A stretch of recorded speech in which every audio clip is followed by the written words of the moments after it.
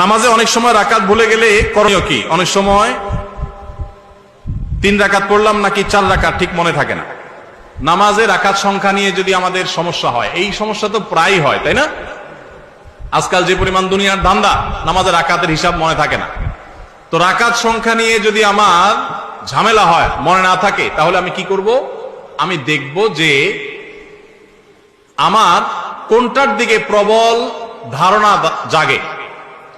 3 রাকাত আর 4 রাকাত দুইটা নিয়ে সন্দেহ হচ্ছে, আমার বেশিরভাগ মনে হচ্ছে 4 রাকাত, তাহলে আলহামদুলিল্লাহ 4 রাকাতই আমি ধরে নিব।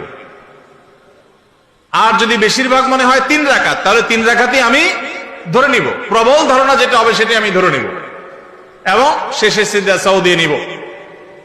আর যদি আমার 3 এবং 4 এর মাঝখানে আমি দাঁড়ায় থাকি, 50-50, 3 এর দিকেও মন আগায় না, 4 এর দিকেও মন আগায় না, 2 এর দিকেও মন আগায় না, আবার 3 এর দিকেও মন আগায় না, এরকম যদি হয় তাহলে কমটা ধরে নিব।